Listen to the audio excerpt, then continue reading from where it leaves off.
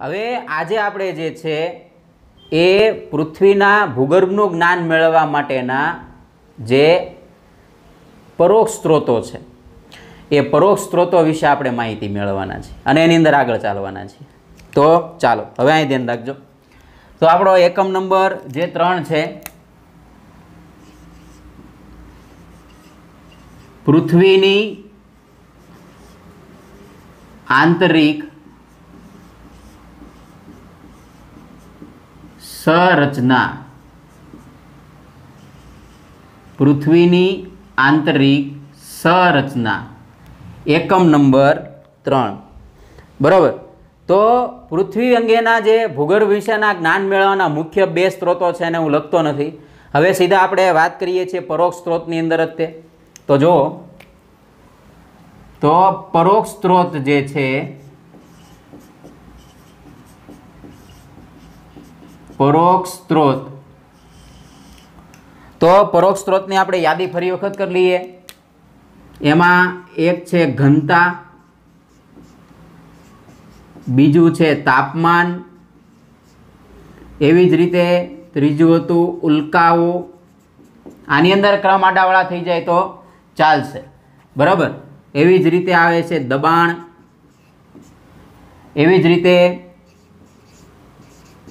ગુરુત્વાકર્ષણ, પછી આવશે ચુંબકીય સર્વેક્ષણો,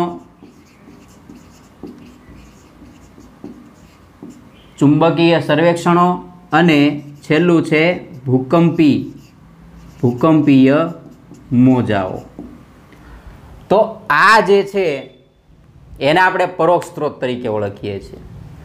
હવે જો પૃથ્વીનું જે અંદરનો ભાગ છે કે જેના વિશે આપણે હજી આજ સુધી જે છે એ પૃથ્વીનો જે મધ્યનો ભાગ છે કેન્દ્ર સુધી આપણે પહોંચી શક્યા નથી. બરાબર. તો કેન્દ્ર સુધી પહોંચવા માટે જે છે આપણે ઘણું બધું ખોદકામ કરવું પડે. તો આપણે વધુમાં વધુ 12 કિલોમીટર 15 કિલોમીટર સુધી એ ખોદકામ કરી શક્યા છીએ, અથવા તો ટનલ છે એ આપણે બનાવી શક્યા. તો પૃથ્વીનું જે કેન્દ્ર છે એ 6370 કિલોમીટર સુધી છે અંદર, એવો એક અનુમાન છે.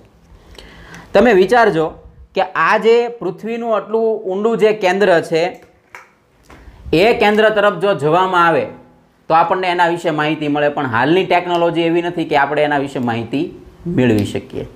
બરાબર. તો હવે આપણો જે મુદ્દો આગળ હાલવાનો છે એ જોઈએ આપણે. તો આપણે નવો મુદ્દો શરૂ કરવાના છે આમાંથી જે બાકી છે, અને એનું નામ છે ઉલ્કાઓ. તો ઉલ્કાઓ વિશે આપણે માહિતી મળીએ. તો આપણે બધા જાણીએ છીએ કે જ્યારે બિગ બેંગની ઘટના બની, એટલે કે જે મહાવિસ્ફોટ થયો, એ પછી જે છે ઘણા બધા જે આકાશની અંદર અવકાશની અંદર જે છે પદાર્થો એક પછી એક દૂર દૂર ખસેડાતા ગયા. હવે એની અંદર થયું કેવું કે ઘણા બધા પદાર્થો હતા, એમાંથી ઘણા બધા છે ગ્રહો બન્યા, હજી દૂર દૂર છે એ છે દૂર ભાગતા જાય છે. એ આપણે ચર્ચા કરી ગયા. એની અંદર મહત્વની એક બાબત છે એ છે ઉલ્કાઓ. તો પૃથ્વીથી નાના માપના, પૃથ્વીથી મોટા માપના ઘણી બધી ઉલ્કાઓ છે, ઉલ્કાપિંડ છે, એ બ્રહ્માંડની અંદર મુક્ત રીતે એ છે પરિભ્રમણ કરી રહ્યા છે. અને ઘણી ગ્રહોની વચ્ચે તો એના પટ્ટાઓ પણ છે કે મોટા મોટા ઉલ્કાઓના પથ્થરો છે એ અવકાશની અંદર તરી રહ્યા છે.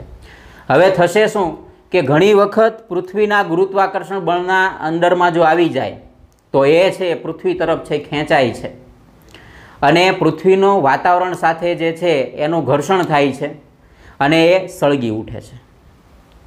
તો એ જે સળગવાની જે પ્રક્રિયા છે, અથવા તો આવા અવકાશી પદાર્થો છે જેને આપણે શું કહીશું? ઉલ્કાઓ. તો ઘણી વખત અવકાશમાંથી પૃથ્વી પર તૂટી પડતી જે ઉલ્કાઓ છે, અવકાશમાંથી જે તૂટી પડતી ઉલ્કાઓ છે એ ભૂગર્ભ વિશે ઘણી બધી માહિતી આપે છે. બરાબર. તો આપણે આને ટૂંકમાં જે છે એ આની નોંધ કરીએ. જો અહીંયા ધ્યાન રાખજો. તો મેં કીધું એમ કે અવકાશમાંથી ઘણી બધી ઉલ્કાઓ પૃથ્વી પર પડે છે, બરાબર. આ વાત આપણે કરી. અને આ જે પૃથ્વી પર પડે છે અને જ્યારે એનો વૈજ્ઞાનિક અભ્યાસ કરવામાં આવે તો વૈજ્ઞાનિક અભ્યાસ કરતી વખતે આપણને જાણવા મળે કે એનું જે બંધારણ છે જે ઉલ્કાનું, તો એની અંદર અમુક કોમન વસ્તુ જોવા મળી, બરાબર. તો જો આ ઉલ્કાઓ પૃથ્વી પર પડે છે, એનાથી પૃથ્વીના ભૂગર્ભ વિશે માહિતી પ્રાપ્ત થાય છે, બરાબર. આવું બની શકે, પણ બધી માહિતી ન મળે, થોડી ઘણી માહિતી છે એ પ્રાપ્ત થાય છે. અને ઉલ્કાઓમાંથી લોખંડ, બરાબર, ધ્યાન રાખજો, ઉલ્કાઓમાંથી જે મળે છે જે ધાતુ, એ ધાતુમાં સૌથી વધારે મુખ્યત્વે છે લોખંડ અને નિકલ. તો આ બંને ભારે ધાતુઓ છે, બરાબર. તો ખાસ યાદ રાખજો કે ઉલ્કાઓમાંથી કઈ બે ધાતુ મળશે? હમણાં હું નામ બોલ્યો, હું અહીંયા નોંધ કરું છું, જો ઉતાવળ ન કરો, જો લોખંડ અને નિકલ, બરાબર. હવે જો આ બે ધાતુ ભારે છે. હવે મેં તમને એવું સમજાવ્યું હતું કે પૃથ્વીનું જે ગુરુત્વાકર્ષણ બળ છે એ પૃથ્વીના ગુરુત્વાકર્ષણ બળમાં પણ પરિવર્તન હોય. હમણાં આપણે એને આગળનો મુદ્દો જોશું કે ભાઈ જે ધાતુઓ છે એની અંદરના જે તત્વો છે, જેની ઘનતા છે, જેને આપણે ડેન્સિટી કહીએ છીએ, એ ઘનતા એવી છે કે ભાઈ એની અંદરના જે તત્વો છે, જે એલિમેન્ટ્સ છે, એકબીજાની નજીક વધુ નજીક જોડાયેલા હોય. એટલે વસ્તુના વજનમાં શું થાય છે? વધારો થાય છે. મેં ત્યારે ઉદાહરણ પણ આપ્યું હતું કે આપણે 1 કિલો રૂ લઈએ અને 1 કિલો છે એ લોખંડ લઈએ, તો તમે જુઓ બેયનો વજન સરખો છે પણ જથ્થામાં પરિવર્તન આવશે. લોખંડનો નાનો અમથો ટુકડો હશે તો પણ 1 કિલોગ્રામનો થઈ જશે, અને રૂ છે એ ઘણું બધું થશે તો પણ જે છે એનો વજન આપણને લાગતો નથી, બરોબર ને? તો આ ફેર છે. તો જો ઉલ્કાઓમાંથી લોખંડ અને નિકલ મળે છે, અને આ લોખંડ અને નિકલ જેવી જે ધાતુઓ મળે છે એનાથી સાબિત થાય છે કે પૃથ્વીના કેન્દ્રીય ભાગમાં, પૃથ્વીનું જે કેન્દ્રીય ભાગ છે એની અંદર ભારે ધાતુઓ છે એ આવેલી હોઈ શકે. જો આપણે એને સમજીએ.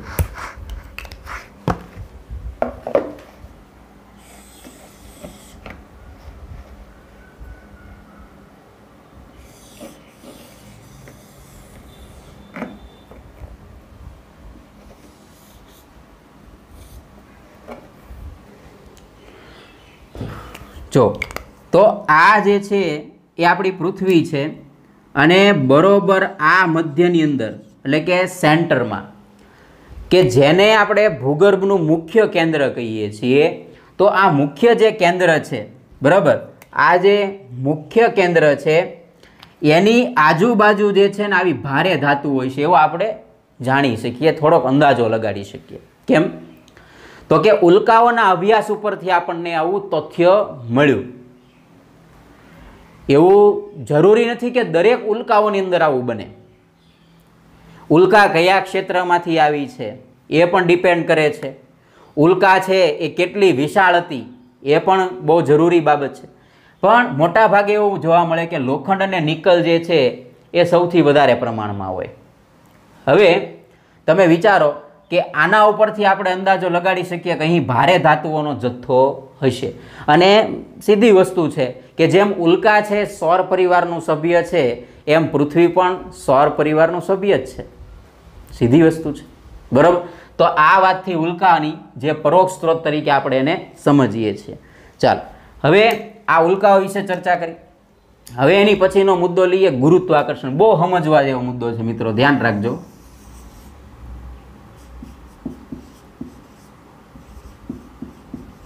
ગુરુત્વાકર્ષણ.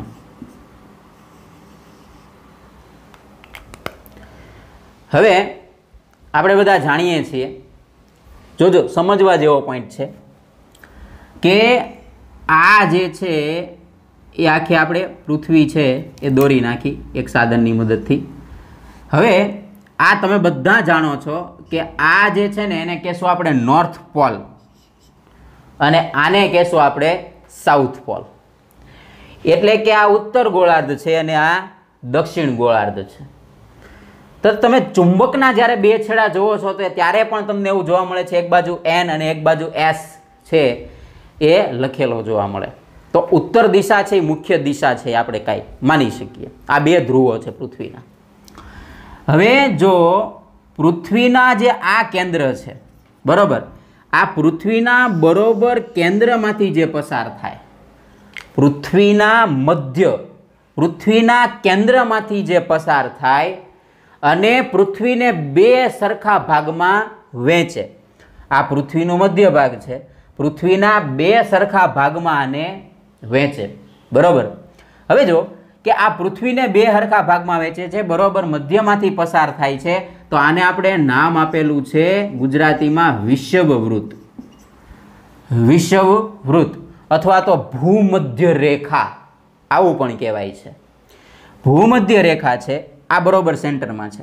હવે સમજો, તો આપણે બધા જાણીએ છીએ કે પૃથ્વી ઉત્તર અને દક્ષિણ, આ ઉત્તર અને દક્ષિણ બરોબરના જે બે છેડા છે, જે બે ધ્રુવો છે, એમાં ઉપરથી સહેજ ચપટી છે.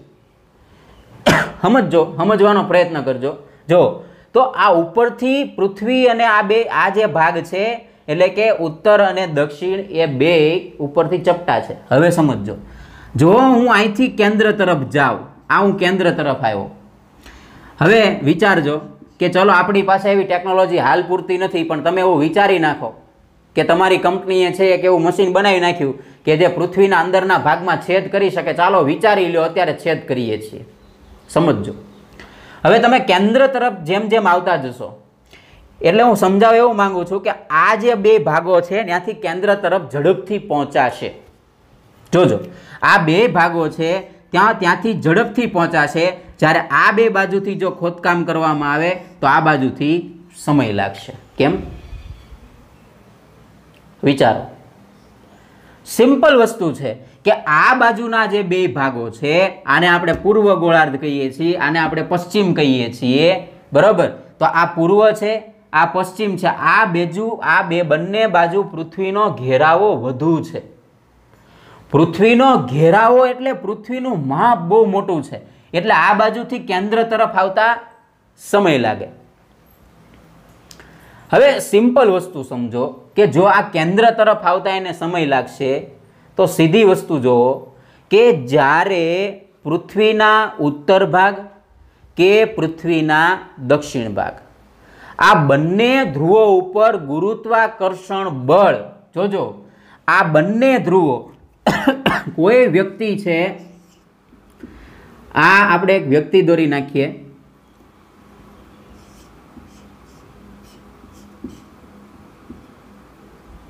સમજો એક વ્યક્તિ અહીંયા ઊભી છે, એક વ્યક્તિ છે અહીંયા ઊભી છે.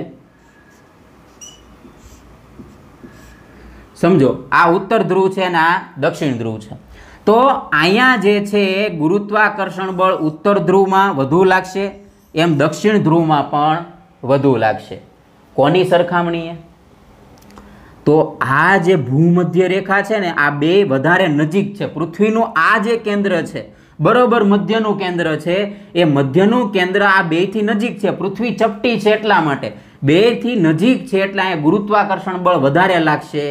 અને અહીંથી જે છે ને આ બે સેન્ટર છે, આ પૂર્વ અને આ પશ્ચિમ, એટલે કે આ જે બે ભાગ છે ત્યાં ગુરુત્વાકર્ષણ બળમાં ફેરફાર હશે.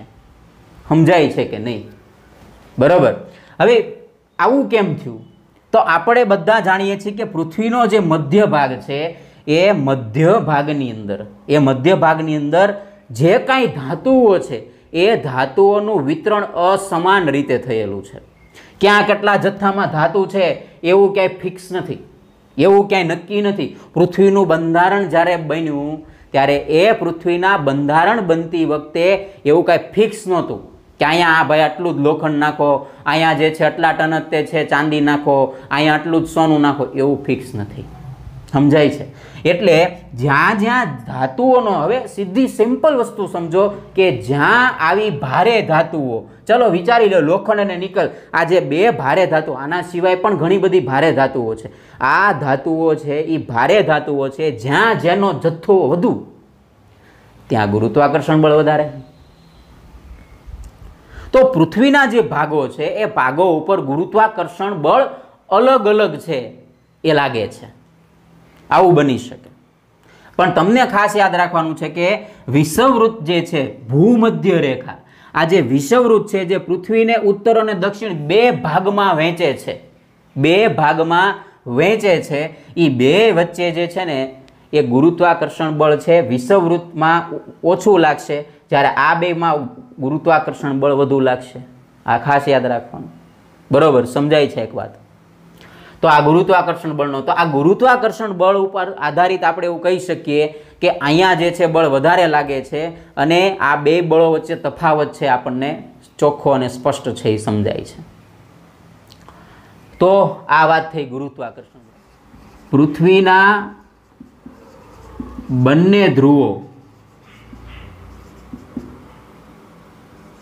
उत्तर बने ध्रुवो उत्तर अने दक्षिण समझी लेजो। उद लखू छू उत्तर अने दक्षिण ध्रुवो पर विषुववृत्तनी सरखामणीमां वधु विषुववृत्तनी सरखामणीमां वधु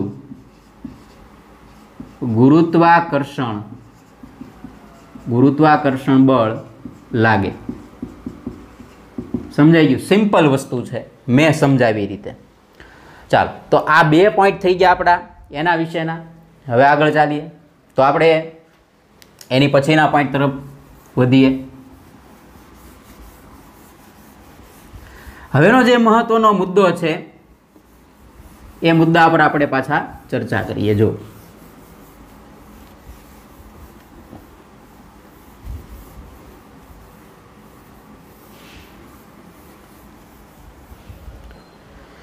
तो एनी पछीनो जे महत्वनो मुद्दो छे चुंबकीय सर्वेक्षण। बराबर, चुंबकीय सर्वेक्षण। हवे चुंबकीय सर्वेक्षण एटले के चुंबक जो पृथ्वी जे छे आपणा शरीरनी अंदर पण जे छे आकर्षण थाय छे, एवी ज रीते पृथ्वीना दरेक तत्वों उपर जे तमे समुद्र लई लो, पृष्ठीय जल लई लो, आ तमाम उपर क्यांक ने क्यांक जे छे गुरुत्वाकर्षण बळनी असर थती होय छे। तो जे चुंबकीय सर्वेक्षणों छे एनाथी एवुं साबित थयुं छे के पृथ्वीना आंतरिक भागमां भूपदार्थो समान छे। मैं तमने कीधुं एम हवे चुंबकीय सर्वेक्षण करवामां आवे तो ज्यां भारे धातु वधारे छे त्यां चुंबक छे एनुं आकर्षण वधारे थशे। गुरुत्वाकर्षणनो जे मुद्दो हतो एनी अंदर तो मैं वात करी। तो चुंबकीय सर्वेक्षणमां आपणे एटલું જ याद राखवानुं के चुंबकीय सर्वेक्षण उपरथी साबित थाय छे के टूंकमां लखुं छुं शुं साबित थाय छे के पृथ्वीना पेटाळमां रहेली धातुओनो, पृथ्वीना पेटाळमां रहेली धातुओनी वहेंचणी असमान रीते थयेली छे। बराबर, आ एक मुद्दो हतो। हवे एनी पछी जे छे आपणे आवे छे छेल्लो पॉइंट आनो। बराबर, अने ए छे भूकंपीय मोजा। भूकंपीय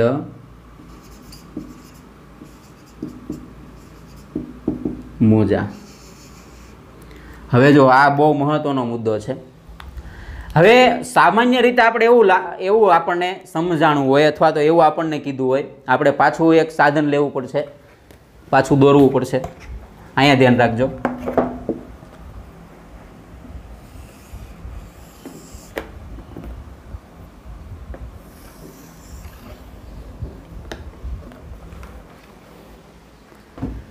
આપણું ડોલનું ઢાંકણું છે અને એનો ઉપયોગ આપણે સરસ મજાના સાધન તરીકે કરીએ છીએ। ચાલો હવે અહીં ધ્યાન રાખજો। જોકે વિદ્યાર્થીઓને જાણવાની તીવ્ર ઝંખના હોય કે આ શું છે એમ। ઘણાએ વિચારી લીધું છે કે આવું ઢાંકણું તો આપણી પાસે પડ્યું। બરાબર, હા। હવે જો ભૂકંપીય મોજા વિશે આપણે ચર્ચા કરીએ। સામાન્ય રીતે આપણે એવું વિચારતા હોય કે ભાઈ ભૂકંપીય મોજા છે એ પૃથ્વી સપાટ જે ભાગ છે પૃથ્વીનો અંદર આંતરિક ભાગ, એ આંતરિક ભાગની અંદર સ્તર ભંગની પ્રક્રિયાથી છે એ ભૂકંપ ઉદ્ભવે છે. નહીં, દરેક વખતે એવું નથી થતું. ભૂકંપ ઉદ્ભવવા માટે બે કારણો જવાબદાર છે, કુદરતી અને કૃત્રિમ. સમજો, હાલો કૃત્રિમની બદલે હું શબ્દ વાપરું માનવ સર્જિત. માનવો જો એ તમે ઘણી વખત સાંભળ્યું છે કે અણુ બોમ્બના ધડાકા કરે તો એ કાંઈ અવકાશમાં ન કરી શકાય, તો આપણું વાતાવરણ દૂષિત થાય. ઉપર ન કરી શકાય તો પર્યાવરણને નુકસાન થાય. એટલે શું કરશે? ભૂગર્ભ પ્રયોગ કરશે, ભૂગર્ભની અંદર ધડાકો કરશે. જ્યારે આ ધડાકો થશે ત્યારે એની જે તીવ્ર ઉર્જા છે એ તીવ્ર ઉર્જા છે જમીનની અંદર એટલે કે પૃથ્વીના આંતરિક ભાગોની અંદર જે છે ધ્વનિની જેમ થઈ જશે અને એના કારણે જે છે સ્તરોની અંદર આવી રીતે હલનચલન એટલે કે કંપન થવાની પ્રક્રિયા શરૂ થાય. બરોબર, આ જે કંપન થાય છે એને આપણે શું કહીએ છીએ? ભૂકંપ, અર્થુકા ઇંગ્લિશમાં. બરોબર, હવે સમજો તો આ જે ભૂકંપીય મોજા બે રીતે થઈ શકે, પણ હવે એક અહીંયા સિમ્પલ મેટર કહું કે ભૂકંપ જે છે 3ની તીવ્રતાની આજુબાજુના હોય તો એવા તો હજારો ભૂકંપો આવે છે, એ કોઈ ગણતરીમાં લેવામાં આવતા નથી. પણ ભૂકંપ જે છે એ જ્યારે 7ની તીવ્રતાનો આવે ત્યારે એ વધારે ભયાનક પણ હોય છે અને એની અસર આપણે બધા જાણીએ છીએ. ગુજરાતની અંદર 2001ની અંદર આવેલો ભૂકંપ જે છે, કચ્છ છે એનું એપિસેન્ટર હતું. એ દિવસો આપણે યાદ કરીએ તો ઘણા બધા વિદ્યાર્થીઓ તો ખૂબ નાના હશે, ઘણાનો જન્મ પણ ન થયો એવું બની શકે. પણ એ જે ભૂકંપના જે મોજા છે એ મોજા ખૂબ જ તીવ્ર હતા અને એના કારણે પૃથ્વી સપાટી પર હલનચલનની પ્રક્રિયા થાય, એને આપણે કહીએ છીએ ભૂકંપ. તો ભૂકંપના જે મોજા છે એના સર્વેક્ષણ ઉપરથી આપણે પૃથ્વીના આંતરિક ભાગોની માહિતી મેળવી શકીએ છીએ. હવે જો તો અહીંયા બહુ મહત્વનો પ્રશ્ન આવે કે જે ભૂકંપીય મોજા છે એ મુખ્ય 3 પ્રકારના મોજા આવે. બરાબર, ભૂકંપીય મોજા કેટલા? 3 પ્રકારના. એમાં પહેલા કહેશું આપણે એને પ્રાથમિક મોજા, પગના નહીં. બરાબર, તો આ પ્રાથમિક મોજા છે, જોજો ધ્યાન રાખજો, આને પ્રાઇમરી વેવ્સ પણ કહેવાય. એટલે આને આપણે નામ આપશું પી. અહીંયા લખું છું પ્રાઇમરી વેવ્સ. બરાબર, આને કહેવાય પી, પ્રાઇમરી. એટલે એવું નથી કે અહીંયા પ છે એટલે અહીંયા પી, પણ આને પ્રાઇમરી વેવ્સ કહેવાય. બરાબર, બીજા જે મોજા છે, બરાબર, તો એને કહેવાય દ્વિતીયક મોજા. બરાબર, આ દ્વિતીયક છે. અને એવી જ રીતે જે છે એ ત્રીજા છે એને શું કહેવાય? જો અહીંયા તૃતીયક ન આવે, આને કહેશું આપણે પૃષ્ઠીય મોજા. પૃષ્ઠીય મોજા સમજો. તો આ જે છે એ દ્વિતીય મોજાને આપણે એસ તરીકે ઓળખશું. બરાબર છે, સેકન્ડરી વેવ્સ. બરાબર, સેકન્ડરી વેવ્સ. અને જે ત્રીજું છે એને કહેશું આપણે એલ. બરાબર, એટલે કાંઈ લોંગ ન થાય, પણ અહીંયા જે છે એક શબ્દ છે લોંગિટ્યુડિનલ.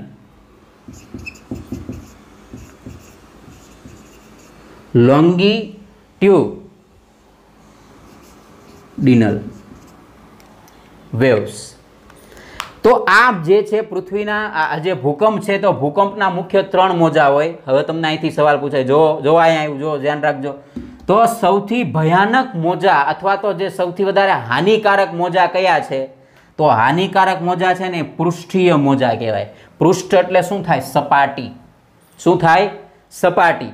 એ જે મોજા છે એ પૃષ્ઠ ભાગ ઉપર જે છે અનુભવાય. જોકે આ પ્રાથમિક મોજા છે, દ્વિતીયક મોજા છે, પ્રાથમિક મોજાથી એની શરૂઆત થાય અને ત્યારબાદ છે ને એ હંમેશા જે પૃષ્ઠીય મોજા છે એ ભૂકંપનું જે કેન્દ્ર છે ને 90 ડિગ્રી એંગલે આવે, જ્યાંથી એ વેવ્સ છે પેદા થાય. બરાબર, જે મોજા છે એ પેદા થાય અને એની બરોબર ઉપર જે પૃથ્વીના, માની લો સમજો કે અહીંયા જે છે એ આ વેવ્સ છે એ ઉત્પન્ન થયા. બરાબર, આ છે એ વેવ્સ છે એ ઉત્પન્ન થયા, સમજો. હવે આ વેવ્સ છે ઉત્પન્ન થાય અને પછી એટલે કે ત્યારબાદ જે છે એ બરોબર અહીંયા એની બરોબર અહીંયા અનુભવાય તો આને આપણે એપી સેન્ટર કહેશું. શું કહેશું? Epicentre. ધ્યાન રાખજો, આ જે ભાગ છે એને આપણે એપી સેન્ટર તરીકે ઓળખીએ અને ન્યા છે ને એ ભયાનક અસર થાય ભૂકંપની. સમજો બરોબર. તો આ જે પ્રાથમિક મોજા, દ્વિતીયક મોજા અને પૃષ્ઠીય મોજા, પ્રાથમિક મોજાને પી એટલે કે પ્રાઇમરી વેવ્સ, દ્વિતીયક મોજાને એસ એટલે કે સેકન્ડરી વેવ્સ અને પૃષ્ઠીય મોજા એટલે લોંગિટ્યુડિનલ વેવ્સ. આવું કહેવાય. કદાચ મારી ભાષાકીય થોડી ઘણી ભૂલ હશે પણ શબ્દ છે એ આ રીતે જ છે. ચાલો, તો આ જે છે પૃથ્વીના ભૂકંપના મોજા વિશેની માહિતી અને એના ઉપરથી છે એ આપણે પૃથ્વીના આંતરિક ભાગો વિશે થોડો ઘણો ખ્યાલ મેળવી શકીએ. હવે આ જે ભૂકંપના મોજા છે એને માપવામાં આવે અને એ માપવાનું જે સાધન છે એને કહેશું સિસ્મોગ્રાફ. શું કહેશું? સિસ્મોગ્રાફ. અને આ જે મોજા મપાય છે એનું એક માપ છે રિક્ટર સ્કેલ. શું કહેશું? Richter scale.